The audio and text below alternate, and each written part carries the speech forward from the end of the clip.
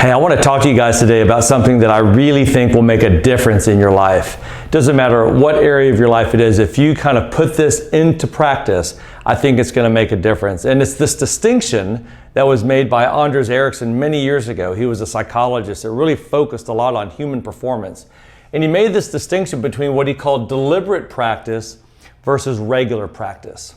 And if you look at these two, these are actually very different. This is the difference between somebody who does a particular activity on a regular basis and might improve slowly over time versus somebody who, when they practice, they're very deliberate about breaking down that particular skill into constituent parts. And they take one part of that technique or that skill and they focus in on that one part instead of simply doing the entire thing without really thinking about all the parts along the way.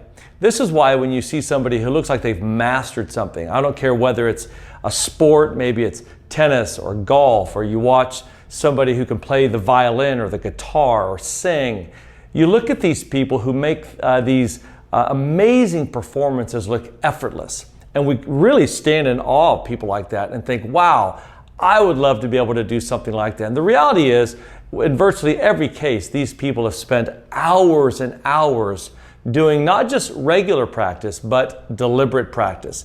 Taking a small piece of the mechanics of what's involved in what they do and saying, I'm going to focus just on this today or this whole week or this month until I really begin creating a greater precision and refinement of this skill. It's the difference between somebody, I'm not a big swimmer at all, but it's the difference between somebody who says, I'm going to go swim 1,000 meters today versus I'm going to go swim 1,000 meters, but I'm going to focus on one part of the swim. I'm going to focus on my head in the water and how I turn and breathe. And that's all they're going to really focus on during the 1,000 meters is mastering the way that their head comes out of the water, how they breathe. So they really learn to maximally refine that part of the swim. Over time, those two swimmers, even if they're both swimming 1,000 meters regularly, the one who's practicing deliberate practice will have a much greater long-term increase in their performance. And this is true in anything we do. As leaders, I tell people all the time, think about something you want to be more deliberate about.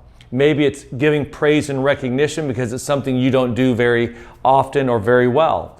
Maybe it's taking the initiative to engage people that maybe you don't do that very well. Maybe it's sitting down and being undistracted for a period of time because you get distracted or you're restless very quickly. And so you now make yourself sit down for a period of time and you're deliberate about that. Maybe it's the way you read a book and you're going to be more deliberate. Maybe you're going to write notes in the book because you've never really done that. Whatever those skills are, it's about being deliberate with those things. So ask yourself, professionally, personally, what are those things that I would love to have much greater proficiency in? And in doing so, what sort of deliberate practices can I engage in? What ways can I break down the entire process into little parts and say, what parts do I want to focus on and need to focus on so I get more efficiency in how I do it? I promise you, if you do that, if you really begin to practice with deliberateness and not just regularity, which obviously regularity is important, but it's the deliberate nature of how I practice.